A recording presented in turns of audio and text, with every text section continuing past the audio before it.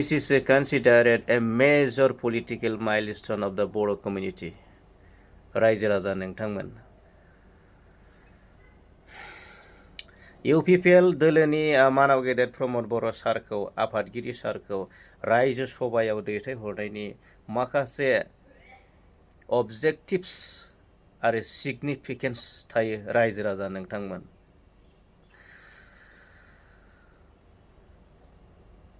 मानोना दिनै मानाव गेदेर प्रमद बर' सारा दिनै आनअपस कन्टेस्ट गैयालासिनो दिनै रायजो सभानि सासे मेम्बार सायख'जाबाय पार्लियामेन्ट अफ दा रायजो सभा आपार हाउसनि सासे मेम्बार सायख'जाबाय। बियो जोंनि बर' जाथिनि थाखायल' नङा रायजो राजा नोंथांमोन, जोंनि बे बर' हारिनि थाखायल' गौरबनि बाथ्रा नङा, गोग्गानायनि बाथ्रा नङा, गोजोननायनि बाथ्रा नङा रायजो राजा नोंथांमोन। बियो इन्टायार आसामनि थाखायनो बेयो गोजोनथावना, रंजाथावना, बाख्नायथावना रायजो राजा नोंथांमोन। दा जों बेखौ नुनो मोनदों माखासे राजखान्थिबाबै माखासे बेसेन होनायखौ जों नुनो मोनाखै, माखासे जोङो सोंखारिनायखौ जोङो नुनो मोनदों, माखासे जोङो थाट्टा होनायखौ नुनो मोनदों रायजो राजा नोंथांमोन। मानोना मोजांखौ मोजां होननानै बुंनांगोन, जोङो गाज्रिखौ जों गाज्रि होननानै बुंनांगोन। आरो जुदि मोजांखौ जाय मानसिया राजखान्थि खालायो आरो बिनिख्रुइ देरसिन दुखु थाबावनो रायजो राजा नोंथांमोन, आरो बेनिख्रुइ देरसिन मुगै जाथावना थाबावनो। थ' बेनिखायनो रायजो राजा नोंथांमोना बुंखादों माखासे सिगनिफिकेन्स, उद्देश्य, अबजेक्टिभ्स, थांखिफोर थायो रायजो राजा नोंथांमोन। भारतनि सिङाव, भारतनि कनस्टिटिउसननि सिङाव 125 एमेन्डमेन्ट बिल बेखौ पास खालामनो थाखाय गोबां सान, गोबां दान सिगांनिफ्राय नाजाबोगासिनो दं रायजो राजा नोंथांमोन। 2020 मायथाइनि 27 जानुवारियाव बड' पिस एकर्ड जादोंमोन। बे बड' पिस एकर्डनि माखासे दफाफोर दंमोन, माखासे।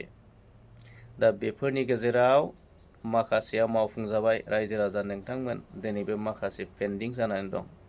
बिनिनो 125 amendment bill of the Constitution of India, दा बेखौ पास खालामनो थाखाय दिनै मानाव गेदेर प्रमद बर' सारखौ पार्लियामेन्टआव मेम्बार हिसाबै दैथायहरनाय जादों रायजो राजा नोंथांमोन। आरो नोंथांमोना नुनो मोनगोन जोंनि आसामनिफ्राय बे रायजो सभायाव दिनैसिम 7 जन MP दङ रायजो राजा नोंथांमोन। बिनिनो रोनगोरा नार्जारि, लोगोसे जोङो दिनै सासे मोननो हाबावसिगोन मानाव गेदेर प्रमद बर' सार। आरो बिथांमोना जोंनि साफा पलिटिकेल फर्स, राजखान्थिबाबै फर्स, गोहो। दिल्लीयाव थानानै बिथांमोना जोंनि BTC काउन्सिलनि जौगानाय, गोरिब गुन्द्रा बर' हारिफोरनि जौगानाय, लामा दालां बायदि बायदि बानायनो थाखाय बिथांमोना माखासे स्किम लानानै फैगोन रायजो राजा नोंथांमोन। लोगोसे बयनिख्रुइ देरसिन आरो गोजोनथावनाया बियो 125 एमेन्डमेन्ट बिलनि गेजेरजों जोंनि बड'लेण्ड BTC टेरिटरियेल काउन्सिलाव, जोंनि काउन्सिलाव रायजो राजा नोंथांमोन 40 निफ्राय 60 कनस्टिटुयेन्सिस इनक्रिज जागोन, बारायगोन रायजो राजा नोंथांमोन। बेयो जोंनि थाखाय जोबोद गोग्गाथावना आरो एडमिनिस्ट्रेटिभ, एक्जिकिउटिभ, फाइनेन्सियेल इम्पावार बे गोहोआ बांगोन रायजो राजा नोंथांमोन।